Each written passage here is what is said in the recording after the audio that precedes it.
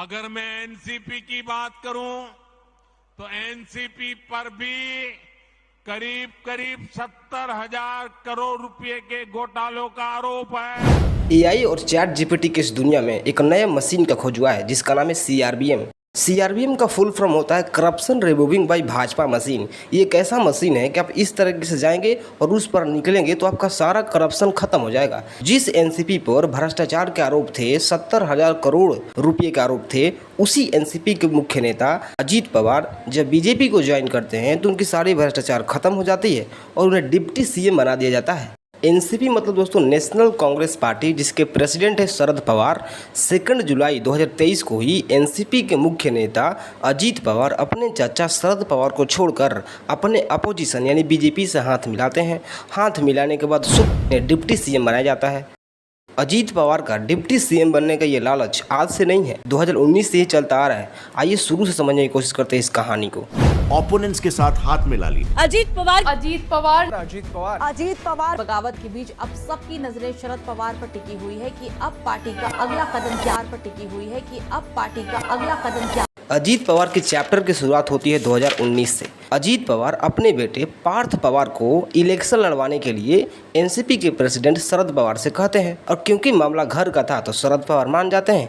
Election भी कराया जाता है, लेकिन दुर्भाग्यवश अजीत पवार के बेटे पार्थ पवार इस इलेक्शन में हार जाते हैं और अपोजिशन पार्टी शिवसेना और बीजेपी जीत जाती है। अब दोस्तों विवादों की शुरुआत होती है यहीं पे। शिवसेना और बीजेपी दो पार्टी जीती थी तो सीएम के पद को लेकर इन दोनों में झगड़ा हो जाती है कि कौन सीएम बनेगा, किस पार्टी से बनेगा। तब जाकर बीजेपी शिवसेना को छोड़कर एनसीपी के साथ हाथ मिला लेती है और एनसीपी की तरफ से अजीत पवार डिप्टी सीएम बनते हैं। लेकिन ये सरकार ज़्यादा देर तक चलती नहीं है। 80 घंटे के बाद सरकार गिर गई। सरकार गिरने के बाद एनसीपी लीडर अजीत पवार जो डिप्टी सीएम बने थे उनसे इनका पद छीन लिया गया। तब एनसीपी ने शिवसेना और कांग्रेस के साथ हाथ मिला लिया, छोड़ दिया बीजेपी को और फिर से एनसीपी की तरफ से अजीत पवार को डिप्टी सीएम बना दिया गया और शिवसेना के उद्धव ठाकरे सीएम बनते हैं। लेकिन ये सरकार भी ज़्यादा देर तक नहीं चली। 2.5 साल के बाद सरकार गिर गई। सरकार गिरने के बाद शिवसेना एनसीपी को छोड़कर बीजेपी को ज्वाइन कर लेती है। अब शिवसेना और बीजेपी मिलकर के सत्ता चलाते हैं। अब एनसीपी अकेली हो गई। एनसीपी के जो अजीत पवार जिनको डिप्टी सीएम का पद मिला था वो अब खत्म हो गया, छीन लिया गया क्योंकि शिवसेना बीजेपी से ज्वाइन कर ली। अब एनसीपी के तरफ से अजीत पवार एक लीडर ऑफ ऑपोजिशन बनकर ही रह गए। अब दोस्तों आप में से जो लोग लीडर ऑफ ऑपोजिशन का मतलब नहीं समझते, मैं वो समझाता हूँ। एक होता है प्रेसिडेंट ऑफ पार्टी, मतलब उस पार्टी का जो मेन लीडर है वो प्रेसिडेंट ऑफ पार्टी हो गया। जैसे एनसीपी के शरद पवार हैं, वे मेन लीडर हो गए तो उस पार्टी के प्रेसिडेंट हो गए।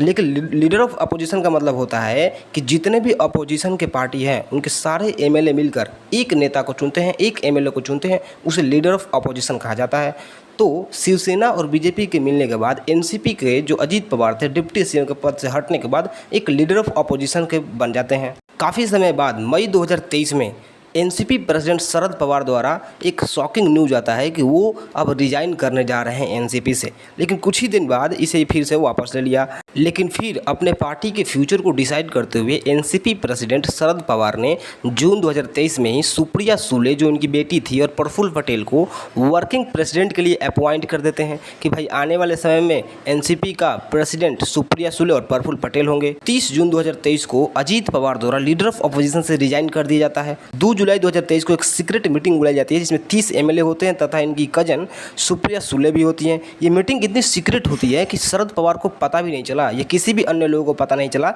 जो इसमें शामिल नहीं थे।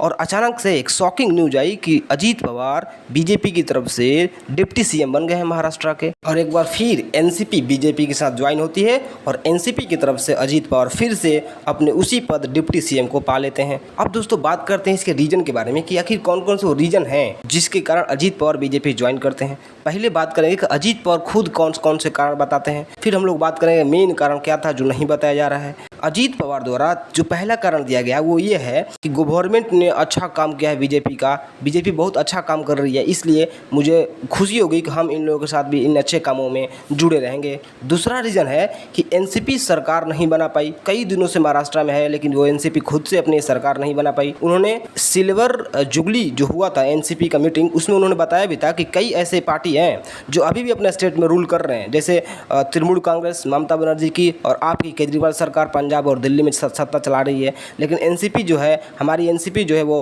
अभी तक अपने तरफ से कोई सरकार नहीं बनाई है महाराष्ट्र में। हमेशा एक न किसी दूसरे से मिलकर ही बनाई है। ममता बॅनर्जी एकट्याच्या जीवावर पश्चिम महाराष्ट्र घेऊ शकते, पश्चिम बंगाल घेऊ शकते, केजरीवाल 2-2 राज्य आणू शकतो, पंजाब आणि लेकिन दिल्ली। दोस्तों ये रीजन है जो अजीत पवार द्वारा बताया गया। जो नहीं बताया गया उसमें से पहला रीजन ये हो सकता है कि एनसीपी एंड उनके 8 एमएलए पर अभी ईडी की जांच चल रही है, तो अजीत पवार ने सोचा होगा कि चलो भाई हम बीजेपी से ज्वाइन कर लेते हैं ताकि हमारे सारे भ्रष्टाचार खत्म हो जाएगी। तो इन्होंने सीआरबीएम मशीन का इस्तेमाल किया और इनके सारे करप्शन खत्म हो गए और इन्हें डिप्टी सीएम फिर से बना दिया गया। जबकि उन्होंने 21 जून 2023 को ही एकनाथ शिंदे को क्रिटिसाइज किया था कि उन्हें लॉ एंड ऑर्डर नहीं चलाने आ रहा है, वो फॉर्मर की इशू अभी नहीं खत्म कर पाए। लेकिन अब वो बोल रहे हैं कि ये लोग काफ़ी डेवलपमेंट कर रहे हैं, बहुत अच्छे से काम कर रहे हैं बीजेपी। इसको दोस्तों पॉलिटिकल मूव बोलते हैं। एनसीपी में हो तो एनसीपी अच्छी, बीजेपी में हो तो बीजेपी अच्छी। एक ऐसा ही उदाहरण है 1975 को इंदिरा गांधी की इमरजेंसी के दौरान का। इंदिरा गांधी भी यही एक्सक्यूज देते हुए कही थी कि लीडर ऑफ अपोजिशन के जयप्रकाश नारायण हमारे देश की सिक्योरिटी को सेंट्रल गवर्नमेंट के खिलाफ उकसा रहे हैं।